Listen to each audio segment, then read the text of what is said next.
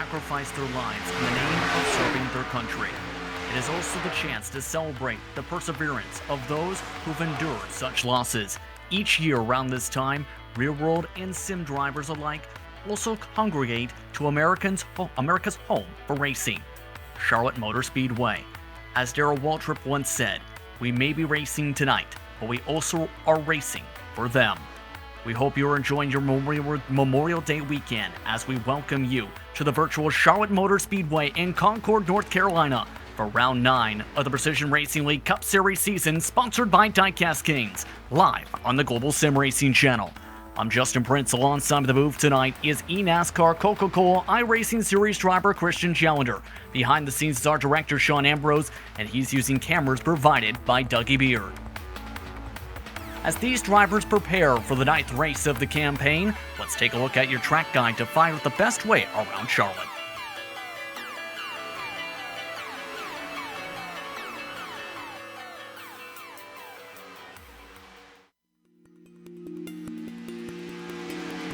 Welcome everybody to the Charlotte Motor Speedway. Even though it was built more than 4 decades ago, drivers still love to race at this 1.5-mile quad-shaped oval. Located just a short 13-mile drive from downtown, Charlotte also shares a similar track shape to what you would see at the Texas Motor Speedway and the Atlanta Motor Speedway as well. Despite turns 1 and 2 having the same banking as turns 3 and 4, the two ends of the speedway could not drive any different. Turn 1 and 2 are much more of a sweeping corner, really carrying the speed down into the corner and trying to get that hole shot out of turn 2 down the backstretch. Turns 3 and 4 drive much tighter than 1 and 2, really having to get the car to rotate in the middle of 3 and 4 to make your entry and your exit point. Getting a lap in around here in one piece usually requires some calm nerves and a patient foot. Charlotte was one of the first speedways to install lights around the facility, giving night racing a whole new berth. Charlotte is also known for its place in the perfect day of racing every Memorial Day, acting as the caboose after the Monaco Grand Prix and the Indianapolis 500. If Daytona is the pinnacle of NASCAR racing, then Charlotte has to be just a bumper behind. Fans flock to the largest sports facility in the Southeast and NASCAR's home track. This has been our guide to the Charlotte Motor Speedway. Sit back and enjoy the show.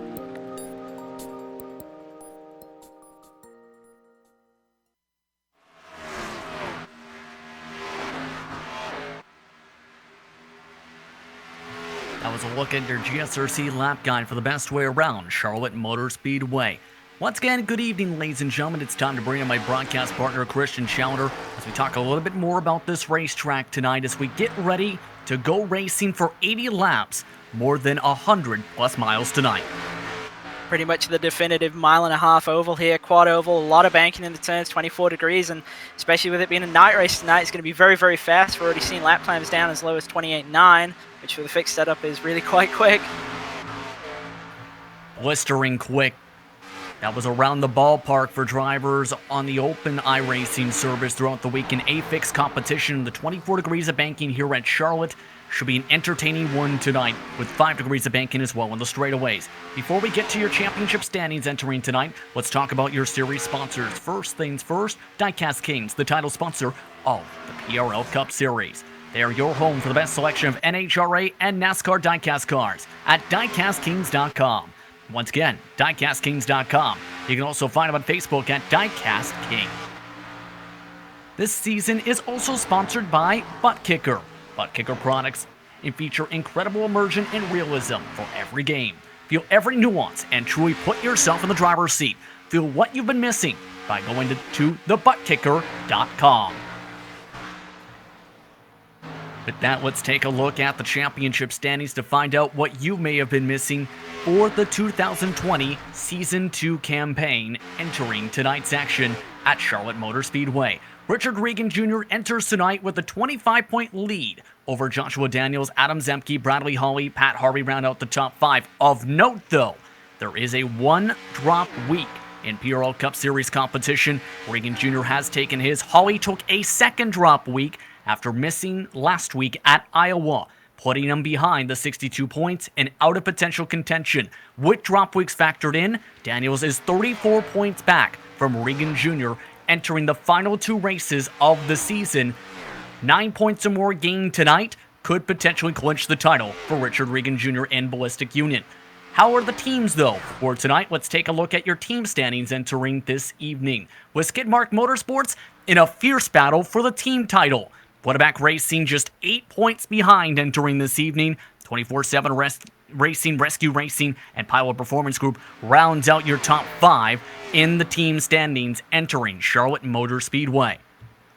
Now, as talked about tonight's race, 80 laps the distance, Christian. What else can you tell us about tonight's details? Around 9 of 10, and as you said in the championship rundown there, it's obviously a pretty critical weekend heading through to the final next week, and 80 laps tonight or 60 minutes. We've got a little bit of a reduced car count, 18 right now on track, so I think we've got no trouble in reaching the full distance here, which will be a one-stop race, probably around about the 40 to 45 lap mark. Fixed setup, no fast repairs, and a 24 incident limit. I don't think we'll see anybody reaching that 24 incident limit tonight. And keep in mind, trying to make sure you avoid any incidents too could be determining factors in how the championship plays out heading into Kansas's season finale. Take a look towards the track conditions. Still about 3-4 minutes to go in warm-ups for these competitors tonight. As you see the practice times to the left side of your screen, 81 degrees Fahrenheit is the track temp, 76 degrees the air temp, winds at just 2 miles an hour to the north, humidity at about 58%. In-sim time is about 8:12 p.m. on May the 24th here on Memorial Day. So in other words, fairly cool track conditions for tonight, Christian. That has gone down from the start of practice a couple hours ago, though, as the sun has started to set here at Charlotte. Yeah, and definitely we see at Charlotte when it runs through into it being a night race, the track does get very, very quick, and it's only going to get cooler as the night goes on, and I think we'll see the lights come on pretty shortly now, and we'll have a true night race. That said, it is a pretty tricky track, actually. It was updated a couple of years ago, and in the past it was a very, very smooth racetrack, and since then it's roughened up quite a bit, especially the 3 and 4 end. It's very, very rough down there, and we can see drivers struggle to stay down by that blue and white line. And that is so important to stick around because that's the quickest way around the racetrack, and if you're even half a lane higher than that, it can burn up your tires for the long run. Yeah, it's a very momentum-based track as well, so obviously if you are just a little bit higher, you are having to lift just a little bit more, and as you say, as well as hurting the tires, it really does hurt the lap time because it's all about staying in the gas as much as you can now with these cars, and especially with the times being as fast as they are. If you're lifting just a little bit more than the guy that you're racing, you're really going to lose out, and you lose out quite quickly, actually. And in a lot of cases, it's actually been seen a little bit in real life for those following along with what's going on in the NASCAR Cup Series tonight, trying to make sure you hold on to grip on apex off. That has been a trouble spot all throughout the week past lap 20. Yeah, and I think that's when we'll really see the field start to spread out. I think we'll see everybody stay really, really close together until about, say, 15 to 20 laps into a run, and then we'll start seeing cars string out, especially if there's not a yellow. And I think this could be quite a strategic battle. We've seen that it's quite hard to pass cars, especially with the aero push. It has been reduced a little bit since what we've had in the past, but it's still definitely significant, and it does play into drivers being stuck behind cars that are objectively slower than they are. Right now, about 40 seconds to go until qualifying gets underway. As you can see on the left side of your screen, Jay Feldman is the quickest driver in practice. Richard Regan Jr., Joshua Daniels, Charles Sumner, Scotty Johnson inside the top 5 on the board. Currently, the top 10 separated by only about 1/10 of a second. Everyone's separated by just about 3/10 of a second in hot lap pace, Christian. Yeah, and that's the other thing. With it being one of these 1.5 mile high downforce tracks, keeps everybody very, very close in terms of the lap times. As you say, only 3/10 separating pretty much everybody in the field. So you won't see cars separate apart until we get to that point where the tires start to matter in the run, and that really is around about 15 to 20 laps in. Track position could also be very important tonight. We're about to see which drivers can get said track position. Qualify just about to get underway from Charlotte Motor Speedway here in Concord, North Carolina. Once again, 5 minutes to set a qualifying time, 2 solo laps. Fastest times around the circuit have been tending to be on the second lap here at Charlotte by about 1/10 or 2. So in our words, important to make sure you build up as much momentum as you can around the racetrack to get to the checkered flag. Yeah, absolutely comes down to your preparation in terms of what you do to the tires to get them hot enough to get that second lap really right. But again, it puts a lot of pressure on getting that lap time right. As we said, everybody's very, very close, and if you make a slight mistake, it's probably going to cost you at least half a tenth in either end of the racetrack. And obviously, if you make that mistake in turn 1 and 2, that really carries all the way down the backstretch and into 3 and 4. So it's very, very critical to hit the line correctly. Absolutely. As we take a look at one of the rescue racing machines, Brenton Shatley immediately jumped on the racetrack. He is one of 2 drivers who in the first 10 seconds took the green flag. He, along with Danny Cervantes, jumped out immediately. About 6 total drivers currently taking laps across the circuit. Now, at this point, again, we have mentioned already the difficulty of sticking around.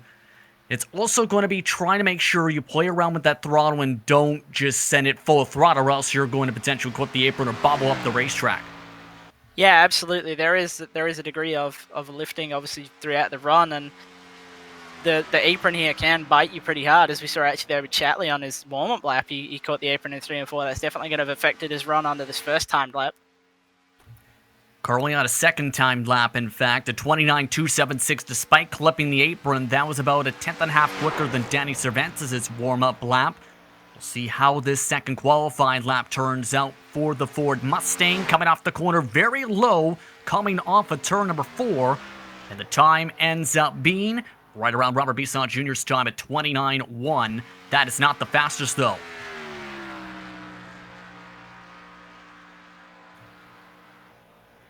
So we talked about the importance tonight, Christian, of making sure you do not make mistakes in this qualifying session. How difficult do you feel it may be for drivers to pass, especially with that aero push you talked about? I think it's extremely difficult to pass. I actually think this is probably one of the most difficult mile and a halves to pass on that we've seen all season. Obviously, the lower bank tracks seem a little bit less susceptible to this aero push. I feel like because you're lifting earlier at those racetracks, there's a little bit more that you can do. You can differentiate yourself a little bit earlier in the run, whereas these high bank tracks, it's very wide open for quite a while, and it's just so difficult to actually get an angle on a car, because you've got to get underneath them on the entry to the turn, but then you have to be able to maintain momentum to beat them off the corner. And if you can't do that, you can actually get trapped down on the bottom line by a car just holding you on the top side. And when you were planning for the Coca-Cola 300, your longest race this season, how were you trying to plan and anticipate that as a driver?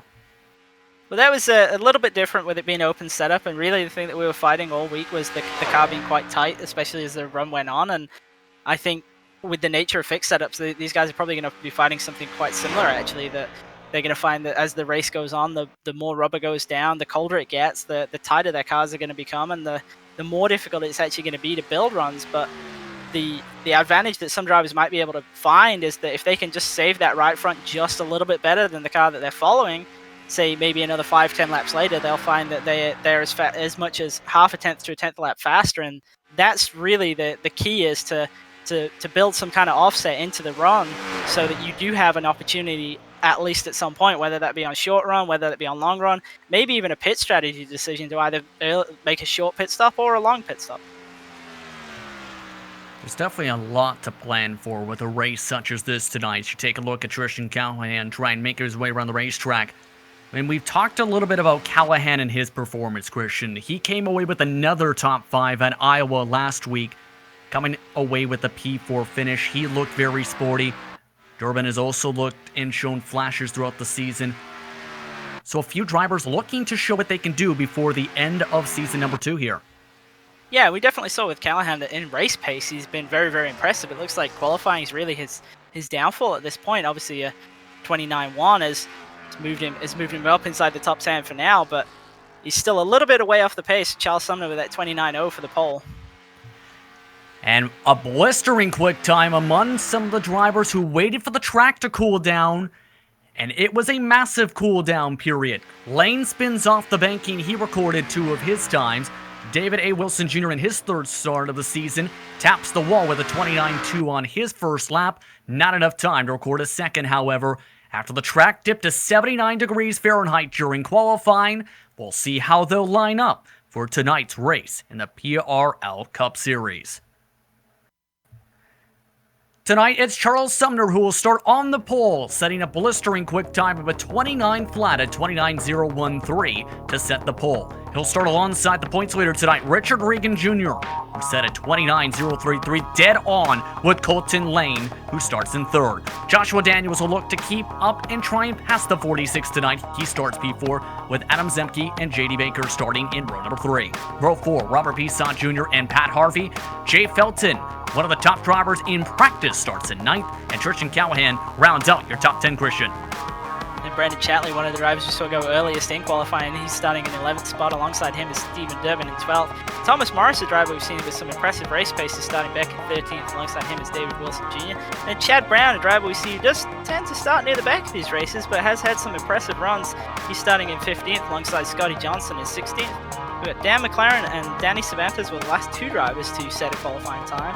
And then Bradley Holly is listed as being starting in 20th spot, but I don't believe he'll be taking the flag. And then Paul Williams did not set a time. He's going to be starting 9th. Holly did set some practice times earlier tonight, more than 40 of them, but as mentioned, did not make the start at Iowa last race. He doesn't make it to the grid for tonight. 19 total drivers, all set to take the green flag. Once again, to recap, 24 degrees of banking here at Charlotte Motor Speedway, 5 degrees of banking down the straightaways. This track has been open since 1960, and for more than 60 plus years has held the World 600 and now called Coca-Cola 600 on Memorial Day weekend, and has honored the fallen soldiers from across the United States.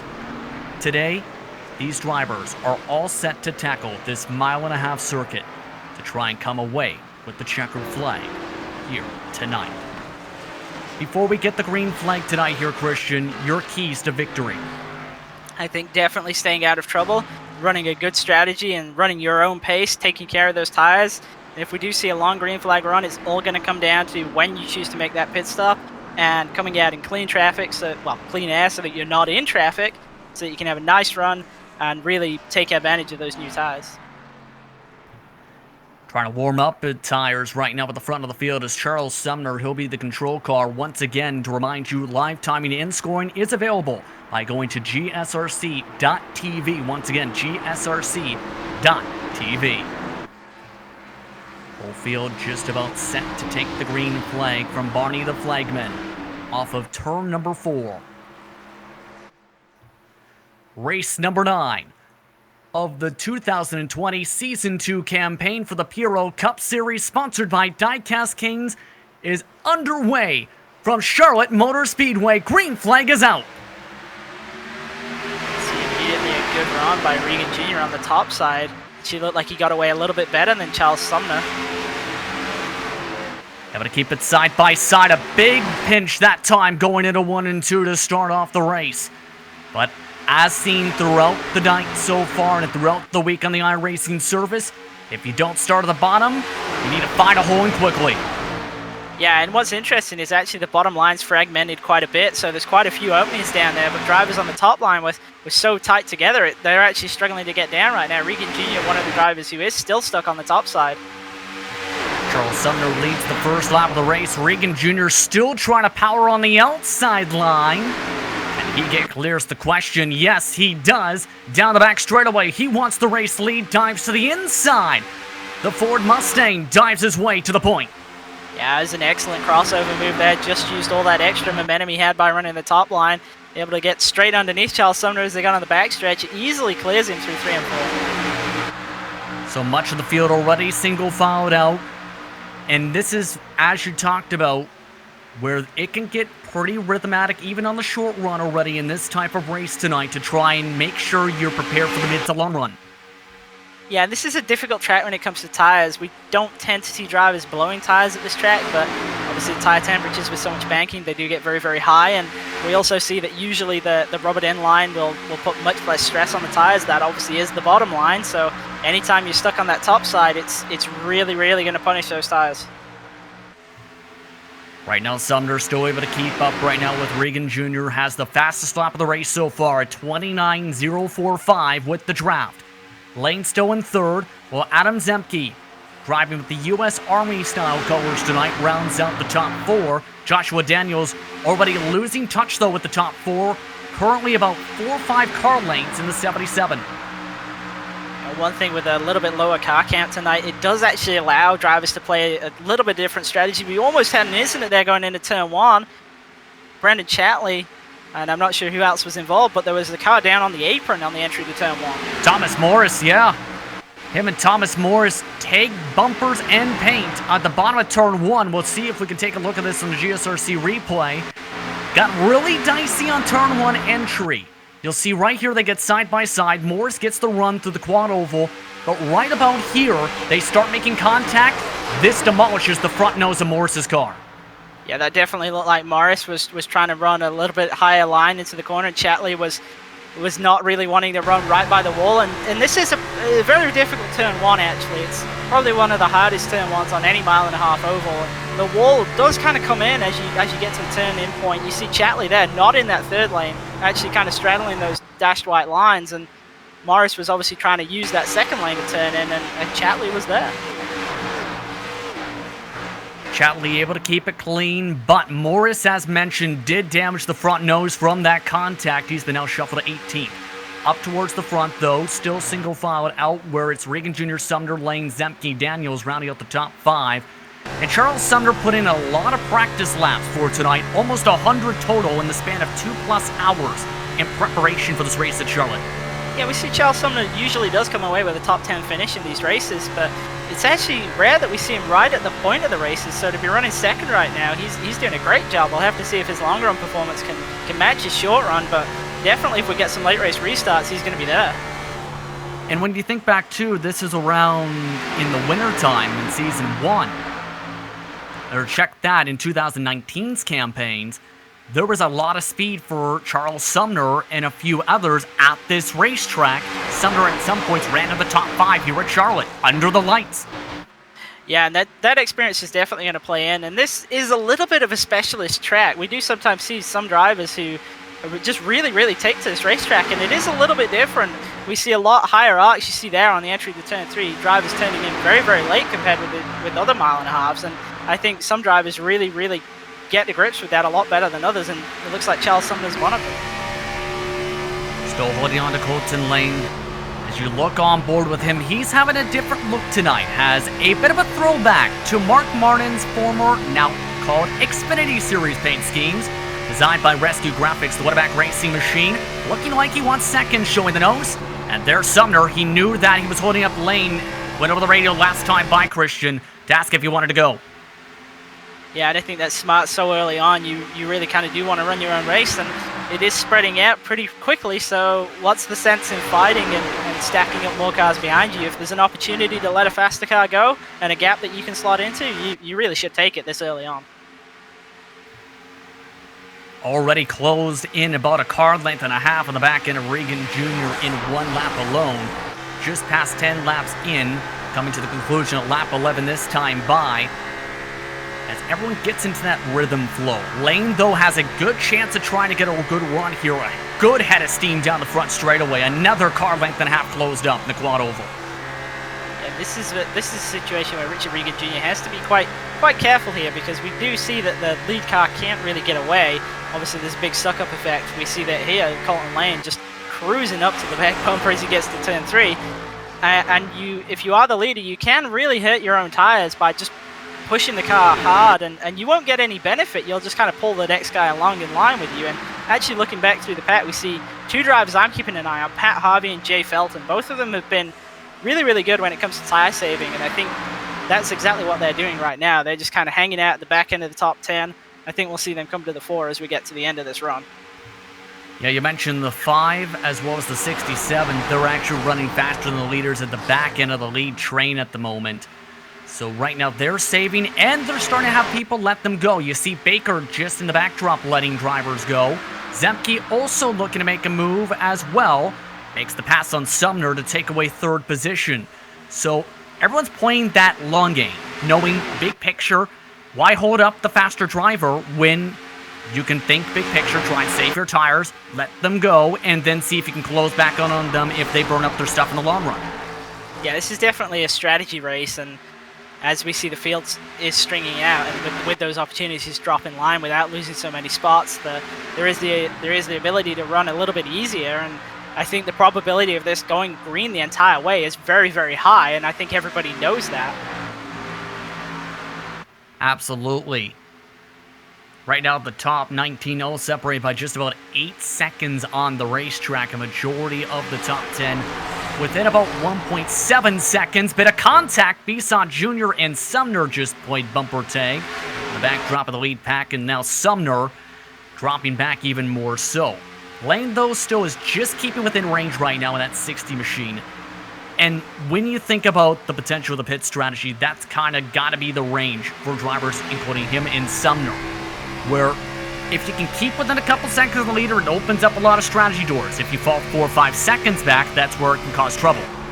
Yeah, we usually see that the difference between one lap either side of, say, when the leader pits, it's about 1 to 1.5 seconds difference. So I think anybody within 2 seconds of the leader is really in play. And as you say, when you fall back to 4 or 5 seconds, you kind of fall out of that fight, because the leader can long pit you by 1 to 2 laps and still come out in front of you, and you'll have a 2-lap tire disadvantage, and really nothing that you can do to change that. Right now you can see just in front of him, though, as well, a few drivers burning up a lot of their tires on the onboard. Daniels tried to make a move and did on the outside line, defending Robert Bisson Jr., and that held up that whole entire grouping a little bit more. Now, one thing to note, though, with the 77 machine, earlier this week it was announced that they have inked a full season deal with AthleteBooker.com to sponsor Joshua Daniels in his race car and PRL Cup Series competition. Glad to have them on board as one of the sponsors here in this series for the respective cars. Always glad to see someone come into the sport like that.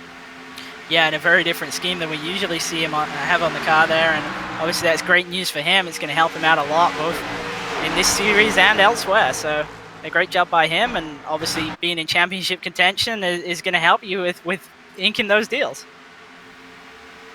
Absolutely. Right now that car is currently running in 4th position and is currently running about 1.5 tenths quicker than the race leader. However, is currently still about 1.2 seconds back from the race lead. We've mentioned the different looks so far for Colton Lane, for Adam Zemke, for Joshua Daniels, but of course have to talk about the race leader, Richard Regan Jr., and this is in connection to Memorial Day with the 46 machine. As in real life, many drivers in the NASCAR Cup Series honor the fallen on their respective cars on the windshield banner. Tonight, Richard Regan Jr. is doing the same on his Ford Mustang. A friend of his told him about the person he is honoring tonight. Eric was an Armament First Class in the 90th Logistics Readiness Squadron. And his fellow comrades describe Eric as a natural-born leader, always pushing his comrades to be better and to give them a little bit of extra motivation. Unfortunately, Eric was KIA on June 10, 2007, when an IED hit his convoy. Eric M. Barnes was only 20 years old. He was able to reach out to his mother as well, in fact, and told her about sim racing and asked the family personally if he could honor Eric tonight on the car. The mother was very happy to hear that Richard Regan Jr. will be honoring Eric's name this evening, Christian. And it's a great thing. As you say, obviously we see this in real life, and it's really cool to see drivers in the sim doing the same thing, and obviously doing a great job of honoring him by running in the lead right now. And I think if he can park this car in victory lane, that'll be the best thing that he can do tonight. He also always said he wanted to serve personnel. Richard Regan Jr. told me earlier today, but he can't personally, so he always likes to honor heroes tonight. He leads by almost a full second to the head of the field, by the way, in this race. Only 57 laps to go. Behind them, though, things are getting pretty busy. Jay Felton, you talked about him and his ability to save tires for the long run. He is starting to fly. And, oh, look at the clock. It's around lap 20 time. Yeah, and I've actually been keeping an eye on him, and it looked like he was just stuck behind Robert Bisson Jr. for a couple of laps right there, but now he's managed to clear him, and next car in line, it looks like it's Colton Lane, who's behind Joshua Daniels. Daniels looks like maybe he's trying to save a little bit himself, or maybe he ran a little bit too hard too early, as we see Jay Felton get to the bottom of Colton Lane now. It's going to be a difficult pass, though, because he's going to have a car in front of him. He's going to have dirty air on the nose. A little bit of a squeeze from Lane, nearly bobbled off the crest of the hill. Keep in mind, Lane does have a bit of right side damage that could be affecting him as well in the straights. Even a touch bit of it this week on that right front fender can cost you a couple miles an hour and a couple tenths a lap. Yeah, this is a track where it's very, very high speed, very, very detrimental to have damage because it's almost all entirely aero-based. So any right side damage, especially to that right front, really does slow you down. See him able to file back on into line just behind the three machine of Bisson Jr. But as you mentioned, Felton, it's going to be a question of how much can he close in here before drivers start to pit. Estimate about 15 laps or so. As we take a look from Bisson Jr.'s perspective, he tries to keep within range of the 5 in the 77. Yeah, you see Jay Felton's getting to the inside of Joshua Daniels here. He's going to have this pass completed as they come off the 4, I think. Daniels holding good on the top side, though. Doesn't look like Felton's got a big enough run, but I think he's going to get him through 1 and 2. But all while this is happening, it's allowing Richard Regan Jr. to extend that lead. And right now, this group, 2.3 seconds behind for Jay Felton that time by. And Adam Zemke got reeled in quickly, had something go wrong with that car where it seemed to glitch off and on in gear. Went off and on at about 160 something odd miles an hour back between full throttle and neutral for a good half of the straightaway, and that cost him about 5-6 car lengths on the track. A very strange issue. I haven't seen that happen before, but as you say, obviously it's hurt him a lot in terms of lap time. Lost nearly half a second right there to Richard Regan Jr. and falling back towards the clutches of Jay Felton now in third. Right inside drafting range. Felton, by the way, the fastest driver of the racetrack last time by half a second in some cases to some of the cars. That's how much he closed up to Zemke, a tenth a lap quicker than Regan Jr. Now at this point, we are inside the fuel window now, Christian. You mentioned around lap 40, you expect a majority of the drivers to come in where you can split the race in two. Who do you see as candidates, in your opinion, to try the undercut? I definitely think one driver that we have to watch for that is Paul Williams II. He normally does those kind of out there strategies, and I think we should be looking to see him coming down as one of the first. He's actually in the 11th spot right now, only 4 seconds off the lead, but it's going to be difficult for him to advance further on this run. There's really only 10 laps to go, and I think that's going to work against him. I wouldn't be surprised if we see him down as early as 35. As this is going on, Sumner's been reeled on in by a few more cars and letting more drivers go. This time, Pat Harvey.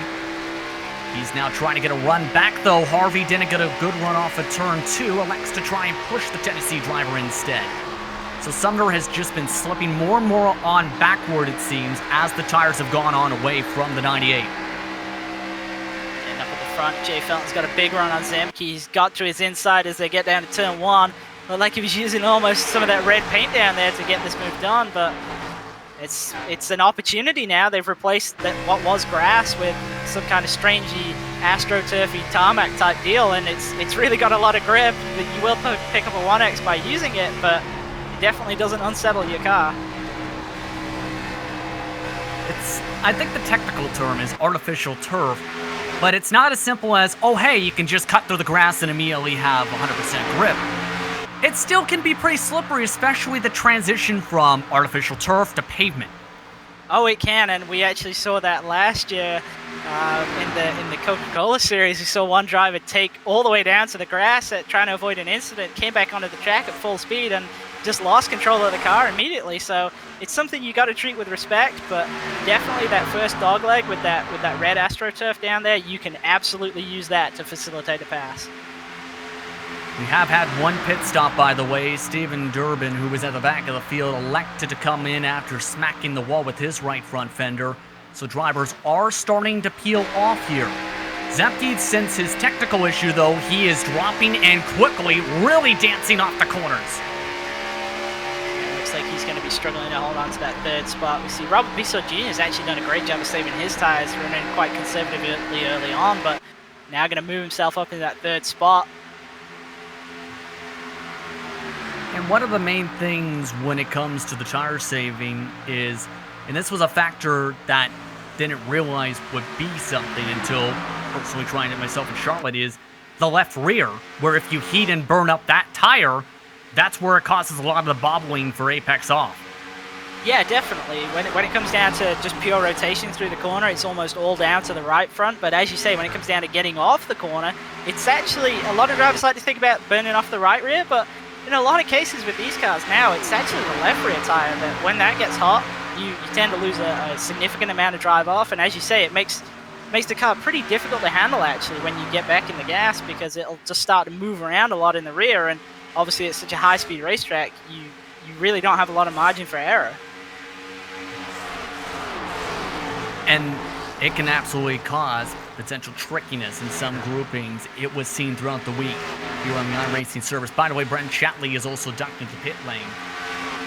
So 2 drivers have now elected to pit. Both of those cars, however, did have damage. Approaching halfway in this race, coming to 44 laps to go here at Charlotte Motor Speedway in the 9th race of the season. Richard Regan Jr. has ran away from the field. He is evened out in terms of time, Christian, to Jay Felton. In fact, at times he's been cleaning quicker laps by a couple 100ths of a second each time. Has a car having trouble in front of him, though. It's Chad Brown, who danced around and smacked the wall a bit. And all whilst that was happening, Adam Zemke and I think Charles Sumner came down pit road. So they're doing an early pit stop on lap 36. Chad Brown peeling off the racetrack. 2 did peel off to the pit lane, so Sumner and Zemke electing to go for the undercut. And both of those drivers were quickly dropping down the running order. Sumner letting drivers go who he felt were quicker. Zemke, with that technical issue, lost the advantage he had on the track and was quickly sliding and lost the bottom as well. So this could open up the floodgates because J.D. Baker has also followed suit. Yeah, and these were drivers that were obviously running inside the top 10. And as you say, as soon as drivers see some who were running around them come down, we see Zemke's having a very long stop. He's obviously got some severe technical issue at this point. And or potential speeding too. One thing when it comes to this track is, with the updated version of Charlotte, was when the Roval was instituted here, it built that wall on the pit entry. It can be difficult to determine where the line is and to make sure you get down to speed without getting a penalty. Yeah, the cone's quite far along, but as you say, that pit wall does present some interesting difficulties. We've seen some drivers get very, very close to hitting it actually, because there's no opportunity to run through the grass like you would on a normal missed pit entry. You see Dan McLaren now coming down. And the Neonism sponsored machine overruns his pit stall and stalled out the engine, so lots of time being lost here for the 73, at least 3-4 seconds in the stall, at least potentially a few more on the track. And as we saw with how close it is inside that top 10, that's going to be a huge loss for him, and any advantage by pitting early is definitely going to have been lost here. Off and away, McLaren, 15.9 seconds inside the pit box. By the way, Zemke did get speeding, 55-second serve. Chad Brown also had a speeding penalty. Regan Jr. coming into the pit lane. Jay Felton now leads his first laps as a result. You see that Jay Felton actually hasn't managed to get away from this grouping. He's got Robert Bissell Jr. and Joshua Daniels running right behind him. And at this point, if you're any of these drivers, it may be important to follow suit, do you think? I think once you got past the halfway point of the race, and obviously I've said it before, but I think there's a high probability that this goes green to the end. I think you've got to come down within the next 1 to 2 laps. You see Joshua Daniels coming down. I really don't think there's any advantage to running longer than lap 42 here, because you simply run out of time to make up the time lost that you've had. You see Richard Regan Jr. rolling off the pit road right now. Off and away, as you mentioned, the 77 following soon to the pit box. And it can be tricky with the pit exit here, especially right there where Regan Jr. is. If you bobble up that racetrack and come across the blue line, that is a blue commitment cone violation. You'd have to serve a penalty. A couple drivers had trickiness with that, practicing that pit exit today. Yeah, it's extremely bumpy on the apron down there, and obviously you're trying to maximize the exit speed, and there is a bump right as you come off the corner that's right by where that blue cone is, and if you're just slightly too high and it jogs the car to the right, you will get that commitment line violation. More pit stops. Felton bringing Harvey and Callahan with them this time for service. Callahan and Harvey, though, gained a decent amount of time in the pit stop sequence on their entries as well. Only a couple seconds behind as one more driver joins in Bisson Jr. at the end of the lane. Yeah, no, and obviously the pit cycle with the difficulty of getting on and off a pit road is a place where you can both gain and lose a lot of time. If you execute it perfectly, you can gain at least half a second there, which with how small the gaps were at the front of the field, that's a huge gain. So he's in the pit box, Bisson Jr., and getting 4 tires and fuel for his race car. Paul Williams II also electing to come into the pit lane at the other end of said lane this time. So Richard Regan Jr. currently in your net race lead. Currently, the next car for position behind was about 1.6 seconds behind. That was Charles Sumner he just got by just moments ago. You see, this has worked out really, really well for Richard Regan Jr. He's now got clear track in front of him, and he can just rip off lap times really till the pit cycle ends, and that's the best case scenario. And a couple of my teammates said this, and I think this is coming up to a great point here, especially since we've had about 1.7 seconds of fall from 29 flats to 31.3s. Well, if you pit first with about a 1 or 2 lap difference, it may be the difference between winning or losing. It came into play, for example, earlier today in NIS competition. It's coming into play tonight as Scotty Johnson comes in. Yeah, it absolutely can, and that's where we see when there's a difference in strategy with some drivers staying out and some drivers on new tires. We see the guys on new tires, they have to be so aggressive, because if they sit behind a car on old tires for even a lap or two, they're losing realistically their entire run length advantage, because they will lose nearly a full second each time they get stuck behind a car. So coming out in clean track and just being able to click off lap times is a huge deal. Drivers currently trying to click off as many green flag laps and hoping for a caution flag. There's 2. Thomas Morris, David A. Wilson Jr. are both trying to stretch out their fuel and tires. Again, the most you can go is about 66-ish laps on fuel. They might actually fight for this, but they're only 14 seconds ahead, and majority of the field has unlapped themselves. But if they were to get a caution flag, this would put them at least 5-10 positions higher than they would have been before. Yeah, that's the gamble here. They're banking on staying out long enough so that the drivers who have pitted will come down again if a yellow does come out. But there's obviously that crossover point, as you say, only 14 seconds in the lead. Means that by the time they get out to lap 60, they're probably gonna have lost the lead. Thomas Morris aborted Regan Jr. He's running away a little bit from Sumner. Sumner just hanging on to the back end of the draft. So just one driver is trying to stretch. The gap is now under 12 seconds. And the gap between him and Felton, more than 6 seconds after the pit stop sequence. Yeah, that's a huge gap for Felton to catch up. I'm not quite sure why he's a full 6 seconds behind, but obviously with only just over 30 laps to go, that's a lot of time to be having to run back down, and I don't think it's a realistic probability right now.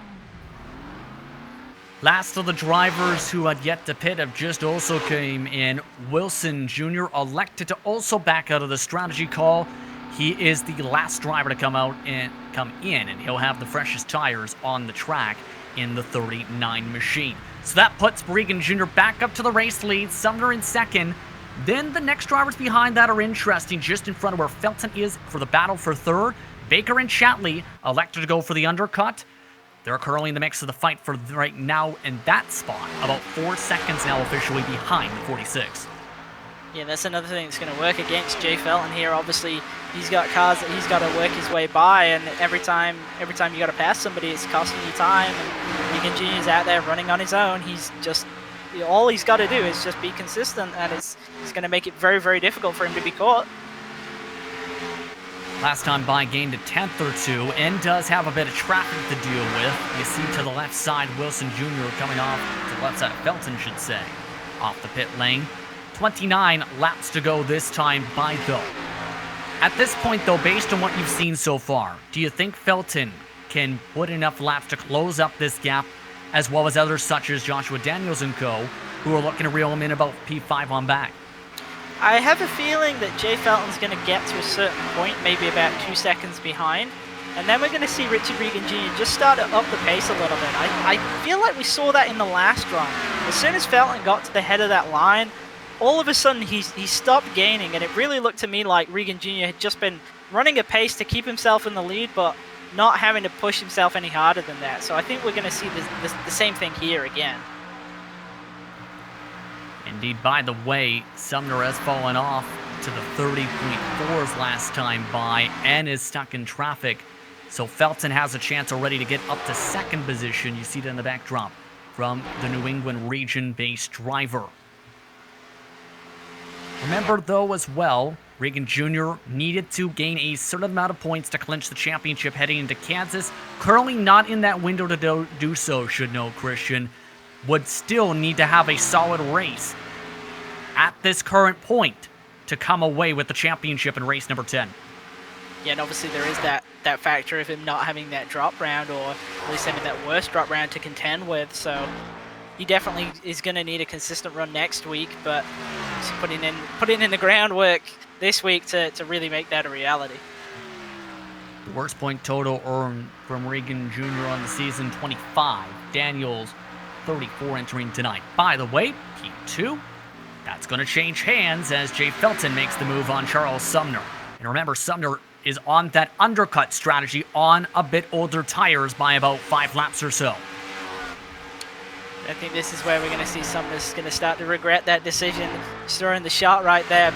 Pretty much everybody else, Joshua Daniels, JD Baker, Robert Bisson Jr., Danny Cervantes, all pretty close behind. It's 25 laps to go. It's going to be difficult for him to hold on to that third spot. We haven't mentioned Danny Cervantes' name all night, it seems, this evening since qualifying. He qualified 18th, one of the biggest movers, in fact, the biggest mover of the race. Take a look on board, up to 7th position, just outside the draft, though, of Bisson Jr. and company. Yeah, and he played a little bit of an undercut strategy, but it wasn't as aggressive as, say, Charles Sumner. He's actually got a 5-lap advantage on Sumner right now, so I think there's a strong probability that he's going to get to Sumner and pass him. Speaking of passes, Bisson Jr. does make the pass on JD Baker, who was also on that undercut strategy. So the 78 starting to slide down the pylon in these final 23.5 laps here from Charlotte. To reset the gap for the lead is about 3.3 seconds here. And remember, these drivers approaching the end of the campaign. Season 3 registration opened up in the past couple weeks as well, Christian. Many drivers returning from this season to compete next season. As well, though, a couple notables who didn't compete in Season 2, returning to the track of the Cup cars. Jeffrey Ford, Doyle Lorenz, Adam Young, Josh Slade, amongst the drivers expecting to return for Season 3. Yeah, obviously a couple of names that we've heard there before, and Josh Slade was a driver who had some good performances, and I'd be interested to see him back in Season 3 and see what he can do. Yeah, and Doyle Lorenz, of course, a notable name on LSR, on GSRC coverage, should rather say, where he's been a part of many different series that have been on the network over the years, as Callahan makes the move on Chatley here for P number 8. We haven't talked much about Callahan. Didn't gain any positions until after the pit stop sequence, Christian. Now +2 in the race. Yeah, he's had a pretty quiet night so far, but he does have some of the best tires out there. Actually got a decent advantage on a couple of drivers ahead of him. JD Baker, he's got a 5-lap advantage on. Joshua Daniels actually got just a 1-lap advantage, but then we still got Charles Sumner, who is out there on some of the oldest tires. You see Brandon Chatley right there. He's on similar tires to Sumner, and you can see the difference. Just not able to maintain pace right now with Callahan. And remember, does have a bit of damage. The left rear quarter panel is crinkled in from that initial contact early in the race in turn 1. That ended up being with Thomas Morris. And he just so happens to be having one of the drivers on the newest tires. Williams the second trying to charge on forward. And Williams the second, surprised he didn't try and stretch it a bit further based on his history. And remember last year, it was a 2-tire call for his teammate, for Josue Tellez, that won Tellez the race here at Charlotte and then the following truck race at Dover. Yeah, a little bit surprising that Williams II actually decided to take the long pit option. I really thought he was going to take the short pit, but he looks like he's making that work right now. Obviously already back up in the 9th spot. A huge tire advantage on a lot of drivers ahead of him as well. Tire advantage also coming into play for Bisson Jr. for the battle for 3rd as well. Coming home from 4th is Joshua Daniels on the bottom side. I'll move back Sumner if he gets the run on the exit of turn 3 and 4. Back to P5. Daniels, it looks like, electing to be more patient for this entry this time, electing to be waiting an hour lap or so. But at this point, if you're some of the drivers who went for the undercut, they might be having to hope for a caution. The problem is, majority of the field spread itself out by at least 5+ car lengths in some groupings. Yeah, and that's where the drivers who short pitted, they've really kind of doubled down on their short run speed, because as you say, they're banking on a caution coming out, but it's actually a lot of the drivers we saw short pitting were some of the drivers that were struggling at the end of that first long run. So now they're going to have to run even longer than they did that first time, and with that tire disadvantage, I think they're going to really start to struggle as we get to the last 15 laps of this race. Closing stages of this race, coming to 16 laps to go. And Daniels doing whatever he needs to do to keep still within point eligibility to compete for the championship this season. Still is about 6.5 seconds back, could get to as high as third, depending on how things shake out here in the closing stages of this race. Your thoughts, though, on how this has flowed out tonight? We're expecting to be very clean tonight. It's been very clean, just 1 or 2 bits of car contact all evening.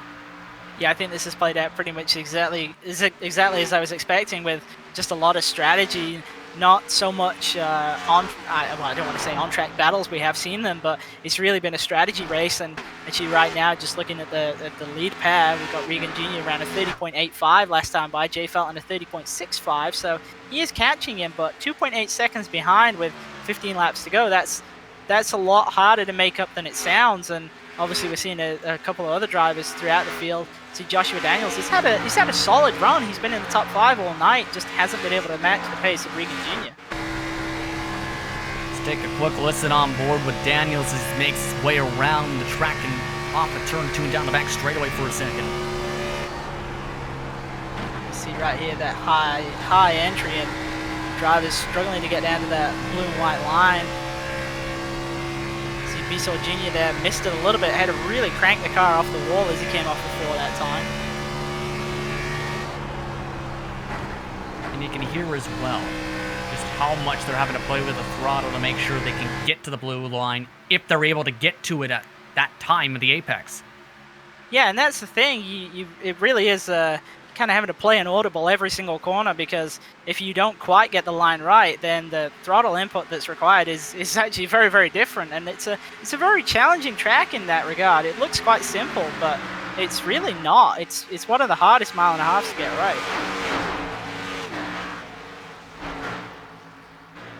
Absolutely. As Daniel still trying to just keep within range, has gone about even, though, compared to the pace of Bisson Jr. the past 3 laps or so. In fact, has been slower on 5-lap averages, according to JRT Timing. Speaking of timing and scoring, once again, remind you can find timing and scoring at gsrc.tv. Once again, gsrc.tv to find out where your favorite driver is on the racetrack.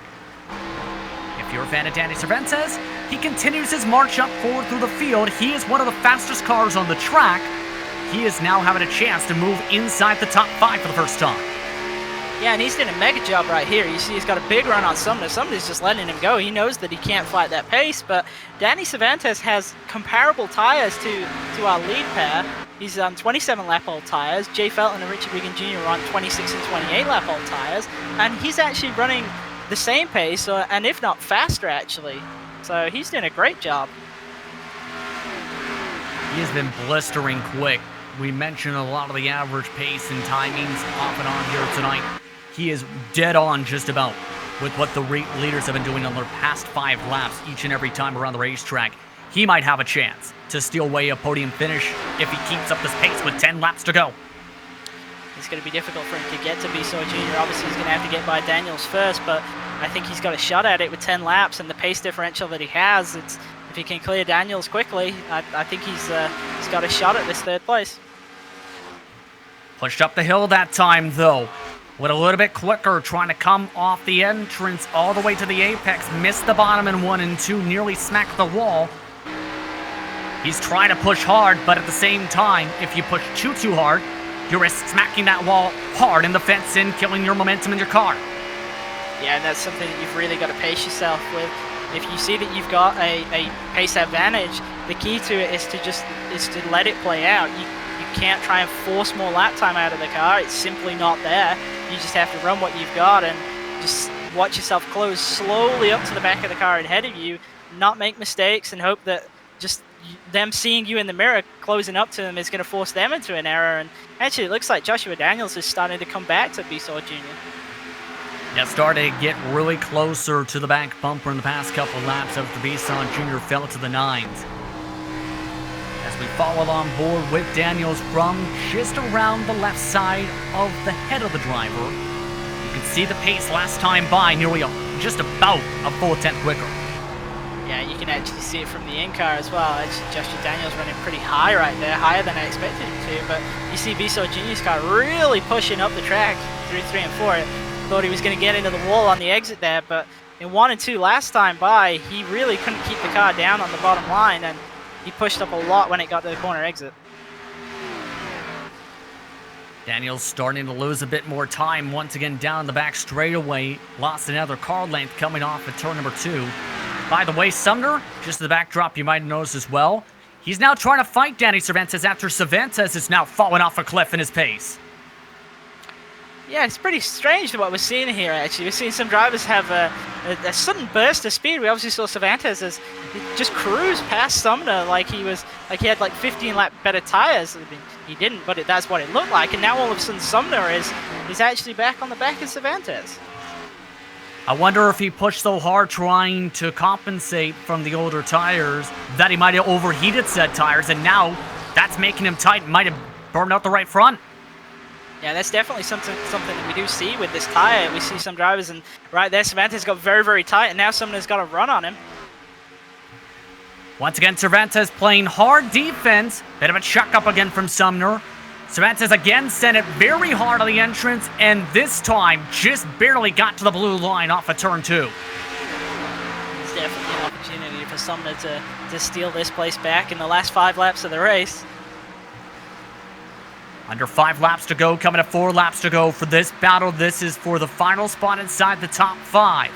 Cervantes, not a good run coming off of 3 and 4. Sumner again poking, goes for the cross. Bit of a cutoff. Major block heading through the exit of the quad. And all whilst this is happening, you see that 7 car, Paul Williams, one of our last drivers to pit. He's got a huge pace advantage over this pair right now. He's running 2 to 3 tenths a lap faster, so he's about to get in amongst this fight. It's about to get exciting here for 5th position, to say the very least. Sumner this time not able to close back up off 3 and 4. May have 1, maybe 2 more shots of a pass for Cervantes. 3 laps to go from Charlotte. Whilst this is going on, we've got up ahead, Robert Bissell Jr. has got Joshua Daniels still just ghosting behind him, and I'm wondering if Daniels is waiting until the last 2 laps to really push the car hard and see if he can get that pass done for 3rd place. 2 laps to go this time, and Williams the second trying to diamond it off the corner. Trying to set up the pass. Daniels still riding behind the 3. Only about 2 tenths of a second behind. In the backdrop though, Williams the second, he's got a chance to try and make a couple passes in the final closing stages. He's trying to ramp it again as Sumner slow off turn 2. And Williams the second with a great run on Sumner. Sumner with the draft of Cervantes, but it's not going to be enough to let him cover off that bottom line. Sumner's running the top. Williams has got a little bit tight on the bottom. It's just checked his run up, but still it's going to be enough to take that position away. Williams the second takes away P6, but the white flag is out. 1 more lap to go for Richard Regan Jr. The defending series champion grows his point lead even more so tonight. For the 5th time in Season 2 in 2020, Richard Regan Jr. is a winner in the PRL Cup Series sponsored by Diecast Kings. He dominates at Charlotte. Felton in second, Bissell Jr., Daniels, Cervantes rounds out your top 5, and a phenomenally dominant performance for Richard Christian. Yeah, he did a great job, and one of the things that we've seen in the past with Regan Jr. is sometimes on the long runs, he's come under fire for not quite having the best tire saving abilities some of the other drivers out here, but looks like this season, especially the second half, he's really worked on that, and there's been times when he's had drivers behind him who've had better tires, and he's still been able to outrun them. So he's definitely patching some of his weaknesses, and I think tonight, full green flag run, 80 laps, really showed the class that he has.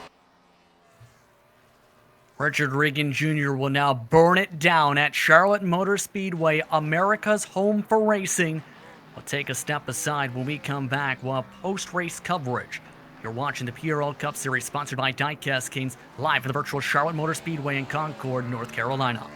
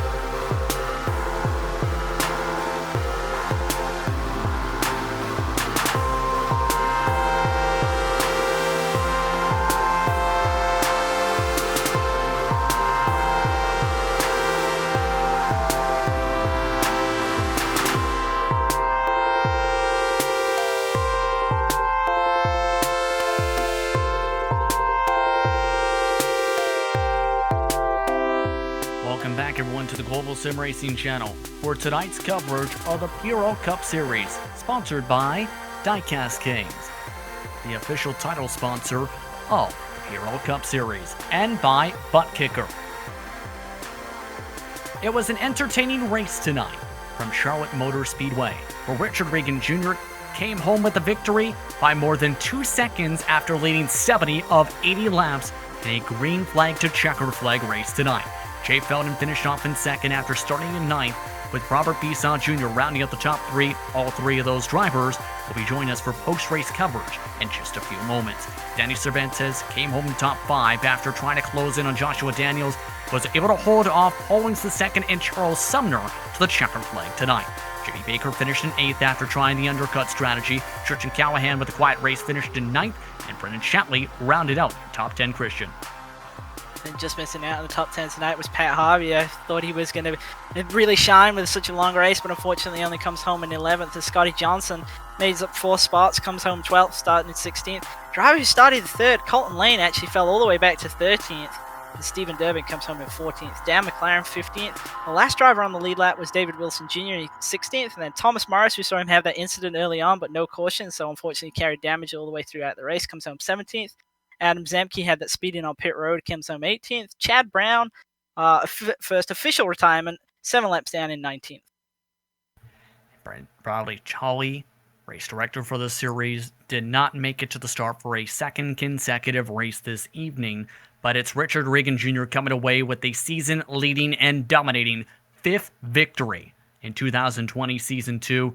Richard, first things first, how do you feel coming away with the checkered flag and winning now over 50% of the races in 2020 Season 2? Yeah, feels good. We're picking up a lot of momentum. Hoping to be able to carry that momentum to the championship race next week. And yeah, just keep having these good finishes and hope it carries into Season 3 as well. How was it to try and put in this dominating pace tonight? Because for much of the race, you were the quickest car on the track and ran away and broke the draft within about 15-20 laps of the green flag tonight. Yeah, I mean, you guys know I used to be horrible long run, and that's been my main thing that I've been practicing these past few weeks is trying to get the long run speed up. And I'm still not there 100%, but I'm starting to get there. All these guys are still wicked fast on long run, and I got to give a huge shout out to Bradley Hawley because he taught me the hard way of how to save the car in the long run, and a few other guys in the series because they used to kick my butt. So we just got to keep practicing these races and keep putting in the laps and trying to keep saving that right front tire. I was hoping that when I came down pit road that they were going to come down the very next lap, but they ended up staying out 2 laps earlier. So 2 laps later, I mean. So as soon as I saw that, I really tried to back it down after I got that little bit of a gap on Charles, and because tires, this track eats up the tires, so just had to keep them on the car. Speaking of on the car tonight, we talked a little bit earlier today. We talked about it during the broadcast as well. Eric Barnes on the car this evening. How does it feel to win, not just for your championship's sake, but as well for the Barnes family and for Eric? Yeah, it definitely feels good to give Eric and the whole Barnes family a very strong performance.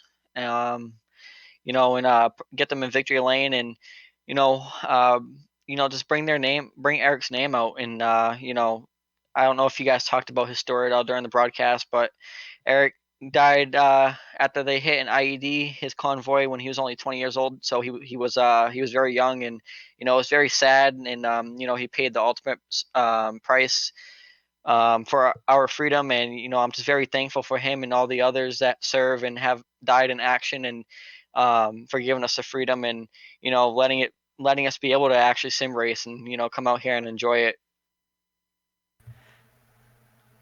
Absolutely.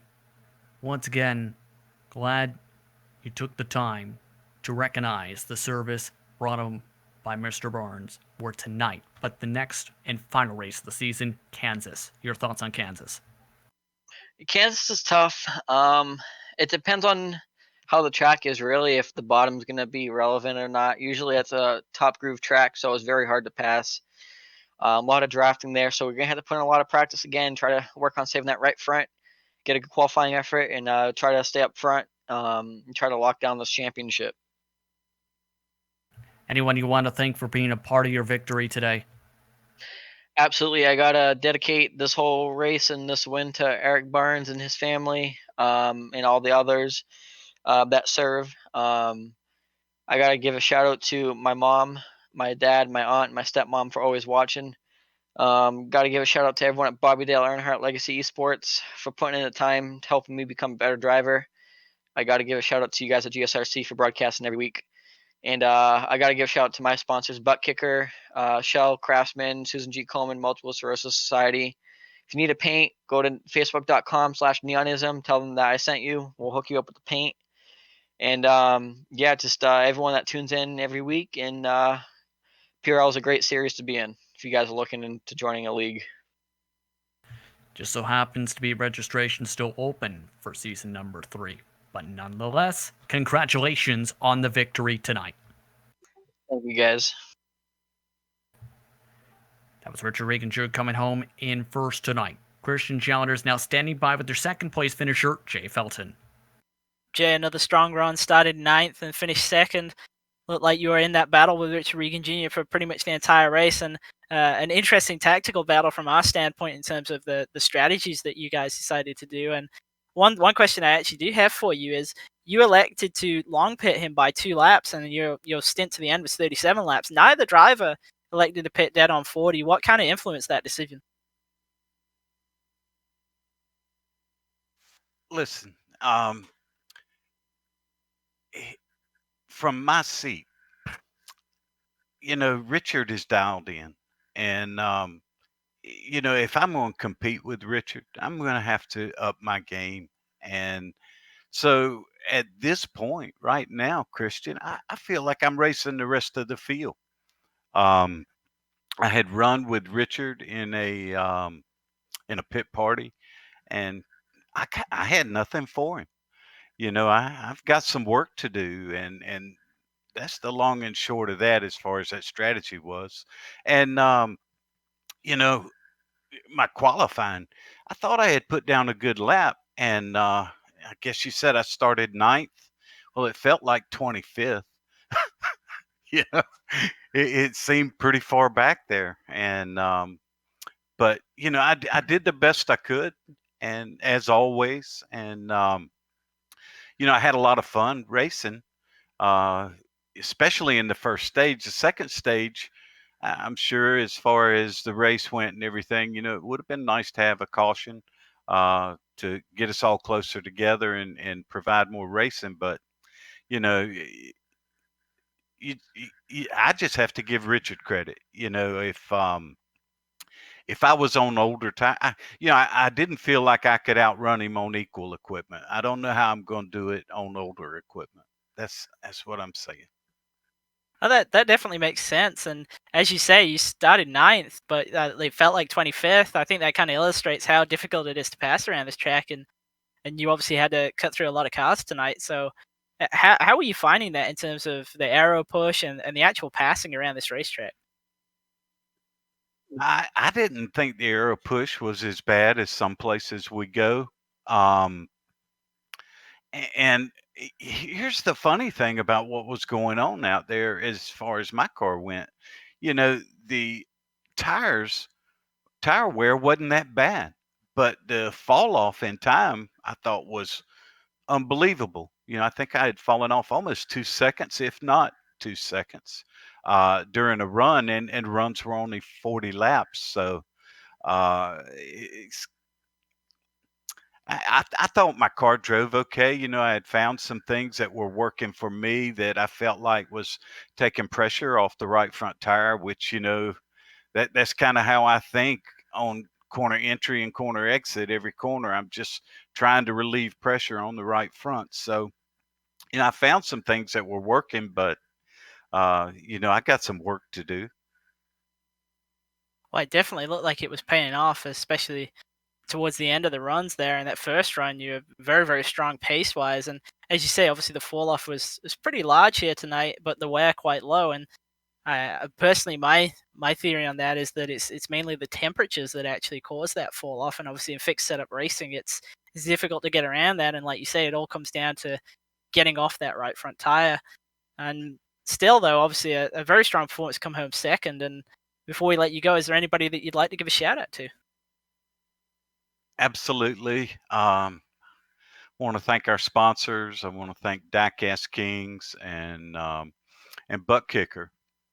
Thanks for supporting our league, and I certainly will support you. And tonight, I want to thank the PRL. They do a lot of things right, and I've raced in a lot of leagues, and I've don't think I've ever been in a league, Christian, that was just so unbiased. The when the penalties are being handed out, when we make mistakes, when we do things we shouldn't be doing, it's unbiased, and the admins get treated the same as the guy that's running 25th. And certainly they're hiring the best broadcaster on iRacing. So there's a lot of good things going on in PRL. And Christian, Justin, Sean, thanks for everything you do. I'm digging some GSRC, guys. Thank you, Jay, for coming and giving us a great shout out and coming and chatting with us there. And obviously, as Jay said, in terms of the PRL league, it's a very, very well run league. We're glad to broadcast them. And if anybody would like to run in season 3, signups are currently open. And once again, congratulations on the second place finish this week, Jay. A lot, Christian. It's great to talk to you again. That was Jay Felden coming home in second tonight. Standing by now with the third place finisher, Robert Bisson Jr. Heck of a battle to try and hold on to third place tonight. How are you feeling about that battle? I'm feeling great about it now. That's actually all week. That's the first time I beat Josh. We've been in a bunch of open races together, and he's beaten me every time, including a win. He passed me on the outside, so I'm just glad I finished ahead of him. What's been the tricky thing about trying to beat Joshua, in your opinion, and how did you learn from those official races you were just talking about to beat him tonight in PRL competition? So usually, I mean, it's save the tires. I'll save the tires. I'll catch them, but you try to turn it on with 15 laps to go, and he seems like even though he's slipping, he still has enough to stay ahead.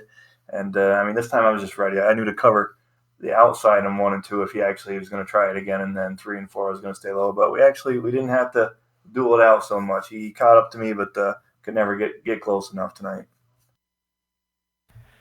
What made it so tricky, in your opinion, to make your way around the racetrack and continue forward progress, especially with how the tire wear and aero push could be a parts of the evening?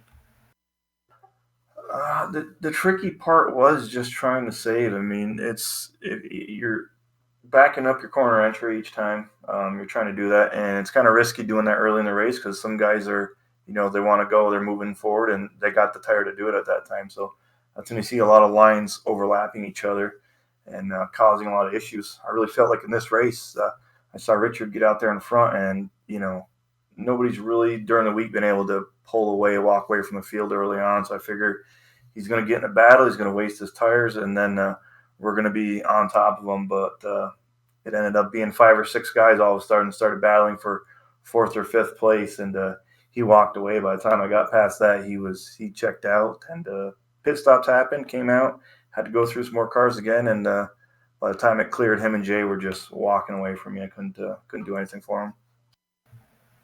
Now, next race on the campaign goes to Kansas for the season finale. Your thoughts on going to Kansas and the challenges you expect? I like the track. The points race right now, there was 8 points separating us and Waterback, and we kind of split positions tonight as well. So I'm not sure how close it is, but it's going to be close. It's going to come down to that last race. So I'm just hoping as a team we can try to get ahead of them. That's what it's all about in the last race. So that's what we're looking forward to. Well, the gap between Skidmark and Waterback is 14 points. Knowing that information now, that is official data just coming in, how does that impact how your team takes the race now? We're still going to do. I mean, we've been trying to qualify. Last season, we'd split it. We'd have 2 guys push hard in qualifying, have 1 guy kind of a safety net in the back, and it worked in a couple races that there's an early caution. I'm going to get some practice races in and actually see how these races go. If there's something like that on the horizon, maybe it'd be a safe bet to keep somebody in the back in case something like that happens. But other than that, we're going to just try to put in time, and you got to put in the practice and get the results at the end of the week. Anyone you want to thank before we let you go? Yeah, friends and family that are watching, Diecast Kings, PRL for putting everything on, and great pole lap for Charles. He's he's dedicated so much time. I've been in PRL for probably 3 or 4 years now, and he dedicates more time than you can believe. Even on the console, when we were all racing consoles, he would set up the leagues. He would do broadcasts, write-ups. So it's great to see him up front with a pole, and had a good race too. Congratulations on the top 3 tonight. Thank you, guys. That's Robert Bisson Jr. coming away with the 3rd place finish this evening. Now, a couple things to discuss. First things first, Christian, your thoughts on how this race played out tonight? I think it was a great strategy battle, and as expected, it went green the entire way, and we saw a lot of variation in terms of pit cycles, and we saw a lot of good racing because of that. And I think it was interesting that we got a good opportunity to see which drivers were really, really strong on the long runs, which drivers were strong on the short runs, and I think tonight we clearly can see the drivers that are best at managing their tires. And I think with obviously the high temperatures in terms of the tire and going to Kansas next week, I think a lot of the same driving techniques will actually come into play. Just instead of being on the bottom of the racetrack, we'll see drivers ride it by that wall. Now, the official points calculations right now see Daniels trailing Regan Jr. by 32 points. Remember, drop week does have to be factored in as well. That gap is a little bit bigger now after tonight. How do you feel that will play into how Kansas flows as it's down to those two drivers for the championship entering the final round? Well, I think Richie Regan Jr. is going to want to go out with another win, so I don't think it's really going to change his approach that much. It actually might take some pressure off, obviously having such a large points gap heading into the final round, and really we've seen it's been very, very rare that he's been outside of the top 10 all season. So I think it's going to be very, very difficult for Joshua Daniels to really counter that, and I think all that Daniels can do is go out there and try and win the race. We'll see how things play out at Kansas, but we'd like to thank you for tuning in to tonight's exciting action from Charlotte Motor Speedway. We'd also like to thank Charles Sumner and the rest of the Precision Racing League for organizing this strong series. As mentioned, registration is currently open for Season 3 of Cup Series competition. For more information, go to precisionracingleague.com. We'd also like to thank the sponsors for this series, Die-Cast Kings, as well as Butt Kicker, as well as the companies that provide the software and hardware for our broadcast listed up on your screen now. Additional thanks go to Jude LeLon, who provides our wonderful music. See the screen for how to get a more hold of her great work. Thanks to the team today as well, and Christian and Sean. If you'd like to find out more about GSRC including upcoming races, you can find it at globalsimracingchannel.com. If you'd like to help support the channel, you can check out our merchandise for sale at gsrc.storeandby.com. Or check out our social media on Twitter at GSR Channel, Facebook at Global Sim Racing Channel, and Instagram at GSRC_Graham. Don't forget to head over to our YouTube page and hit that big red subscribe button, as well as the notification bell so you don't miss a moment here on the Global Sim Racing Channel. As mentioned, the season finale takes place next Sunday, 8:50 p.m. Eastern Time at Kansas Speedway. Be sure to tune in, that is on May the 31st. Many other series are also having other races listed up on your screen now, so check those out and mark them down your calendar. Those include Season 3 competition, which is to be determined for their respective dates, per iRacing official scheduling over the next couple weeks. But until next time, race clean, race hard, and we'll see you on the track.